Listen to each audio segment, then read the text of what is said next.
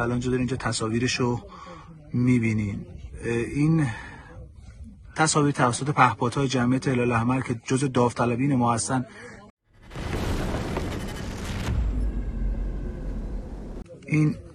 اینجا که می‌بینید دقیقاً محل. Iranian media has confirmed the death of Iran's President Ebrahim Raisi, aged 63, and Foreign Minister Hossein Amir Abdullahian, following a helicopter crash in the country's mountainous province of East Azerbaijan. Iranian state media Press TV and semi-official Tasnim and Mehr news agencies reported all those on board were killed. Reuters also reported the president's death, citing a senior official.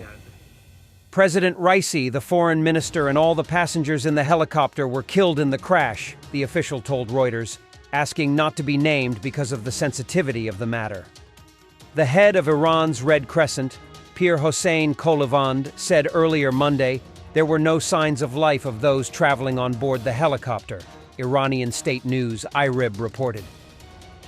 The helicopter carrying 9 people ran into trouble in heavy fog while returning from a trip to the Iran-Azerbaijan border, Iranian officials said Sunday. The crash prompted an hours-long search and rescue operation with assistance from the European Union and Turkey, among others, but emergency crews were hampered by the fog and plummeting temperatures. Drone footage of the wreckage taken by the Red Crescent and carried on state media Fars news agency showed the crash site on a steep, wooded hillside, with little remaining of the helicopter beyond a blue and white tail. Iranian President Ebrahim Raisi was likely traveling on a Bell 212 helicopter that began operating in the late 1960s, according to CNN military analyst Cedric Leighton. Leighton told CNN's Paula Newton that the difficulty in obtaining spare parts could have played a factor in the crash. The helicopter was first produced in the United States and then in Canada, Leighton, a retired U.S. Air Force colonel, said. It was first introduced during the latter period of the Shah's rule in 1976 in commercial form, and it had a life before that in the U.S. military, so the actual start of this particular type of helicopter may have been as early as the late 1960s, Leighton said. So spare parts would have definitely been an issue for the Iranians. In this particular case, I think this confluence of spare parts because of the sanctions, plus the weather which was very bad over the last few days in this particular part of northwestern Iran, all of that, I think, contributed to a series of incidents and a series of decisions that the pilot and possibly even the president himself made when it came to flying this aircraft. And unfortunately for them, the result is this crash.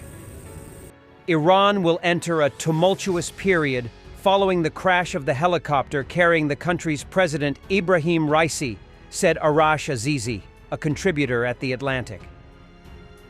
Azizi spoke to CNN's Paula Newton before Raisi's death was confirmed. The power struggle between different factions in the Islamic Republic is surely going to heighten now, he said. Azizi said there could be a lot of infighting, but there would not be a constitutional crisis. They will organize the elections within 50 days, so I don't think you'll have any huge surprises there. There might be occasions for popular protests again, as there often is when there's a political crisis, Azizi said. Azizi also noted that Raisi had a lot of blood on his hands. Perhaps no other official of the Islamic Republic is responsible for more deaths because he was in the judiciary for many years. And so a lot of Iranians are going to shed no tears, Raisi said. But nevertheless, it's a momentous occasion.